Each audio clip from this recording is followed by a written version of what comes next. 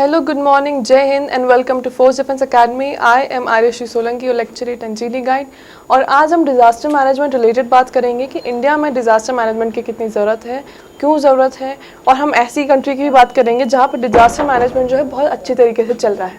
ठीक है, तो अब आपको याद होगा कि डिज़ास्टर मैनेजमेंट इंडिया में इतना ज़्यादा क्यों है, ये टॉपिक इतना क्यों है, क्योंकि इंडिया में हर टाइप का डिज़ास्टर है। इंडिया में साइक्लोन है, थंडरस्टॉर्म है, इंडिया में फ्लड है, इंडिया में सूखा है। ठीक है, तो इंडिया एक ऐसी कंट्री है जिसके बहुत अलग अलग, लाइक इस साइड है आपको नॉर्थ के साइड आपको मिलेंगे एकदम ग्लेशियर्स, ठंडे ठंडे पहाड़, आपको पेनिनसुला प्लेट्यू के साइड इतना सारा ओशन मिल जाएगा। ठीक है, आपको उस साइड लैंड मिल जाएगा, जैसे पाकिस्तान तरफ अगर हम जा रहे हैं तो लैंड लॉक्ड है उधर के सारे नेशंस। ठीक है, तो ये सब चीज़ें, तो इंडिया में ना बहुत सारी चीज़ें एग्जिस्ट करती हैं। इंडिया में एक ही साथ फ्लड भी एग्जिस्ट करेगा, एक ही साथ ड्रॉट भी एग्जिस्ट करेगा। ठीक है, तो कॉन्ट्रास्टिंग चीज़ें हैं और हर टाइप का लैंडस्लाइड्स भी होता है। इंडिया में थंडरस्टॉर्म भी आता है, इंडिया में पूरा सूखा भी पड़ जाता है, इंडिया में बहुत जगह क्रॉप्स नहीं होते, बहुत जगह बहुत ज़्यादा क्रॉप्स होते हैं। तो इसलिए इंडिया जो है डाइवर्स कंट्री है, even if we are talking as per the disaster management thing. तो हमें ना हर तरीके से प्रिपेयर होना चाहिए। सूखा पड़े तो हमको उसके लिए प्रिपेयर होना चाहिए, अगर बहुत ज़्यादा बारिश हो जाए जिससे सभी बह ही गया उसके लिए भी प्रिपेयर होना चाहिए। ठीक है, तो हम थीम देख लेते हैं। अभी रिसेंटली जो है मानसून आए थे और आते रहते हैं, हर बार मानसून आते हैं तो महाराष्ट्र, कर्नाटका, उड़ीसा ये तो फ्लड हो ही जाते हैं रीजन्स। तो ठीक है, तो बहुत सारे लोग जो है वो घर से उनके घर चले गए, बहुत सारे लोगों को वेकेट करना पड़ गया, बहुत सारे लोग डिस्प्लेस हो गए, है ना। तो ये इन सब चीज़ों के कारण जो है ना ये, अच्छा चलो ये बात बताओ कि सबसे पहले फ्लड आता क्यों आता है फ्लड, है ना। वो इसलिए क्योंकि जब सिटी कोई भी ले डाउन की जाती है तो उसका Suez system first of all अच्छे से वर्किंग नहीं होता, या वापस से सिटी अगर वो भी किया जाता है तो अच्छे से उसमें पाइपलाइंस नहीं होते हैं, अच्छी प्लानिंग नहीं होगी सिटी की, या what ever the thing is, तो उसका बेस में ही दिक्कत होती है, तभी इतना ज़्यादा फ्लड प्रोन हो जाता है रीजन। ठीक है, तो उसके कारण जो है लोगों को बहुत ज़्यादा सफ़र करना पड़ता है। अब हम जाते हैं कि डिज़ास्टर क्या होता है। ठीक है, a disaster is a sudden event that affects the functioning of society and results in human, economic and environment loss. ठीक है, तो डिज़ास्टर से ह्यूमन का भी लॉस होता है, इकोनॉमिक लॉस भी होता है और इन्वायरमेंट लॉस भी होता है। अब दो टाइप के डिज़ास्टर होते हैं, नेचुरल होते हैं और एक मैन मेड होते हैं। ठीक है, नेचुरल डिज़ास्टर तो हम सबको पता है, फ्लड, ड्रॉट वगैरह वगैरह। मैन मेड क्या बोलेंगे, गैस लीक भोपाल वाली, न्यूक्लियर जितने भी डिज़ास्टर हुए वर्ल्ड वॉर 2 में, जो एटॉमिक बॉम्ब एंड एवरीथिंग, तो ये सब मैन मेड। ठीक है, even though we do not have control over natural disaster. Now this is very important point कि हमारा कंट्रोल नहीं है डिजास्टर पर। ठीक है, टेक्टोनिक प्लेट मूवमेंट्स के कारण, टाइड्स के कारण, एक्सेसिव रेनफॉल के कारण, बहुत ज़्यादा गर्मी के कारण डिजास्टर आ सकता है। तो humans can not control the disaster, but हाँ हमारी रेगुलर कटिंग, जो हम पेड़ों की कटाई करते हैं, जो हम इतना पॉल्यूशन कर रहे हैं, जो हम इतना ज़्यादा बिना सोचे समझे बस इंफ्रास्ट्रक्चर बिल्ड किए जा रहे क्या अभी जोशीमठ वाज सिंकिंग। ठीक है, इफ़ यू रिमेंबर, लोगों के घर में ऐसे दरारें आ गई सीधी की सीधी, धस गई ज़मीन नीचे। तो ऐसा क्यों हुआ, क्योंकि लोगों ने एक्सेस घर बना लिए, जितनी उधर की कैपेसिटी नहीं है। वो एक नेचुरल जगह थी, माउंटेन था, हिल था, नेचुरल जगह है वो पूरी लोकेशन की, वहाँ लोग जो है जाके बस गए और बहुत सारे नंबर में बस गए, इतना माउंटेन का कैपेसिटी नहीं है हैंडल करने का। तो इट लॉस्ट इट। ठीक है, सारे जो जितना भी नेचर है, नेचर अपना बदला लेता है। ठीक है, तो पूरा literally people had to evacuate their houses, पूरे के पूरे जो एक विलेज है वो हट गया, उनको नई जगह पे करना पड़ा, लोगों को अपना लाइफ पीछे छोड़ के, सब कुछ छोड़ के जाना पड़ा। ठीक है, तो यह क्यों हुआ। अगर नेचुरल डिज़ास्टर एक होता होगा तो ह्यूमंस की हरकतों के कारण वो 2-3 मल्टीप्लाई हो जाएंगे, क्योंकि हम जो है इतना डिफॉरेस्टेशन करते हैं, हम इतना रेकलेस तरीके से चीज़ों को यूज़ करते हैं। सस्टेनेबल डेवलपमेंट के बस पॉइंट्स बने जा रहे हैं, बट कोई एक्चुअल सस्टेनेबल डेवलपमेंट में इंटरेस्टेड नहीं है।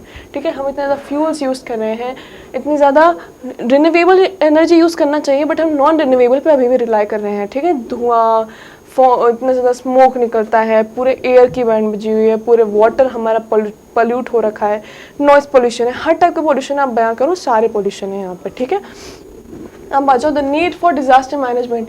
डिजास्टर मैनेजमेंट की नीड क्या है ना, क्यों इतनी बात करें, जो अभी मैंने इतना सब बोला कि डिजास्टर मैनेजमेंट इसलिए ज़रूरी है कि कभी कुछ प्रॉब्लम आए तो ऐसा ना हो कि लोगों का लाइफ लॉस हो रहा है, लोगों को अपना सब कुछ छोड़ के एकदम नई जगह पे रिलोकेट होना पड़े। नहीं, डिज़ास्टर मैनेजमेंट अगर होता है ना तो लोग थोड़ा सा ही सफ़र करते हैं, बट वो उस सफरिंग से रिकवर कर जाते हैं। ठीक है, डिज़ास्टर मैनेजमेंट अगर अच्छा रहता है तो इकोनॉमिक लॉस ना हो, उनको अपनी घर छोड़ के ना जाना पड़े, और वो जो है जैसे कोई भी डिज़ास्टर उससे फेस करने की इतनी ज़्यादा उनके आसपास सिटी के उनकी प्लानिंग हो कि वो इजीली बियर कर ले उस चीज़ को, है ना। अब आ जाते हैं how can we deal with disaster, हम डिजास्टर से कैसे डील कर सकते हैं। 4 चीज़ें होती है, मिटिगेशन, प्रिपरेशन, रिस्पॉन्स और रिकवरी, है ना। इन चारों चीज़ों के ऊपर जो है पूरा डिजास्टर मैनेजमेंट चलता है। तो हम उनको पॉइंट बाय पॉइंट डिस्कस करते हैं। मिटिगेशन क्या होता है? इट मेजर्स प्रिवेंट और reduce the negative impact of disaster. जैसे sea walls are built to protect coastal areas from tsunami. अब देखो कोस्टल एरिया है, ओशन है, सुनामी तो आएगी, आप सुनामी नहीं रोक सकते।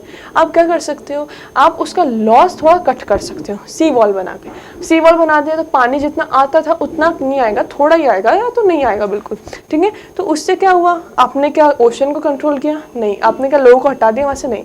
आपने एक ऐसी चीज़ लगा दी वहाँ पे जिससे जो लॉस होने वाला था या हो सकता है आगे फ्यूचर में वो कम हो जाए या ना ही हो, ठीक है।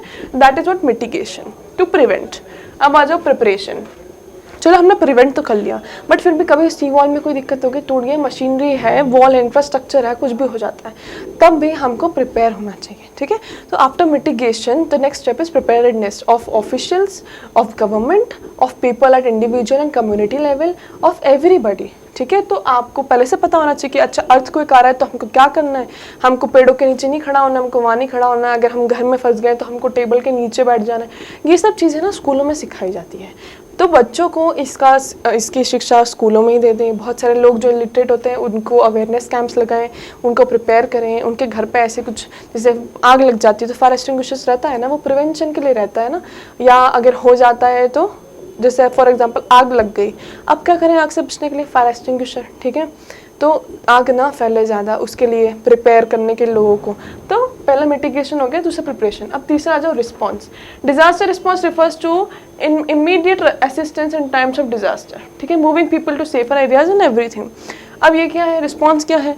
रिस्पॉन्स मतलब हमारे यहाँ अगर कोई इंसान बीमार है ना, एम्बुलेंस बुलाया तो एम्बुलेंस ट्रैफिक में फंस जाएगी, इंसान की हालत ख़राब हो जाएगी घर बैठे बैठे। 2 घंटे में तो एम्बुलेंस आती है, ठीक है। तो रिस्पॉन्स जो है उसको थोड़ा तगड़ा करें, ठीक है। जैसे आग लगी है तो फायर वाले आ रहे हैं, एकदम 1 घंटा हो गया, घर ही जल के राख हो गया एकदम, तब आ रहे हैं, तब पानी का क्या करेंगे हम, है ना, राख में लगाएंगे पानी, ठीक है। तो this is the thing, response जो है तगड़ा करना पड़ेगा हमें। हमारे जो ऑफिसर्स हैं जिनकी ट्रेनिंग हो रही है इन सब चीज़ों के लिए, डिज़ास्टर मैनेजमेंट में जो बेचारे जिनको ट्रेनिंग किया जा रहा है, उनकी ट्रेनिंग अच्छे से की जाए और लोगों में थोड़ा अवेयरनेस लाया जाए कि जब भी कोई सिचुएशन हो तो जो मदद करने जा रहे हैं या तो उनकी मदद कर दें या उनको मदद करने की जगह दें, उनका रुकावट ना बने, ठीक है। अब आ जाए रिकवरी पे। Restoring the affected areas, rebuilding the livelihoods comes under the disaster recovery measures, ठीक है। तो वही रिकवरी मतलब कि आपको पता हो जैसे चोट लग गई है ना, खून बह रहा है, तो आपकी बॉडी जो है खुद ही सेल्फ रिकवर कर लेगी, हील कर देगी। एक ऐसी स्किन आ जाती है जिसको आप बाद में निकाल भी देते हैं। तो रिकवरी क्या होता है, कोई भी अगर चीज़ बर्बाद हुई है तो उसको रीबिल्ड करना, ठीक है। तो these are the 4 step, mitigation, preparation, response और रिकवरी।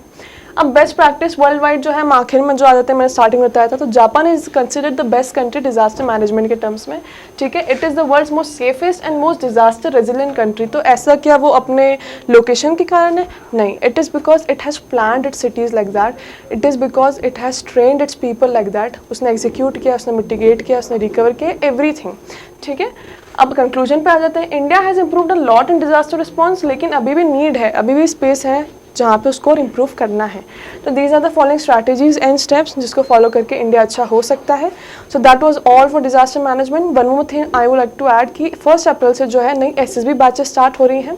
तो इफ़ यू आर नर्वस कि एसएसबी में जाके नए ऑब्स्टिकल देखेंगे पहली बार तो कैसे फेस करेंगे and everything, so we have very well equipped SSB ground, we have teachers and guide everything here जो आपको बहुत अच्छे से असिस्ट करेंगे। So if you want to crack that nervous shell around you and if you want to be confident about your preparation, so do contact us. The number is in the description, and thank you for watching. Subscribe to the channel.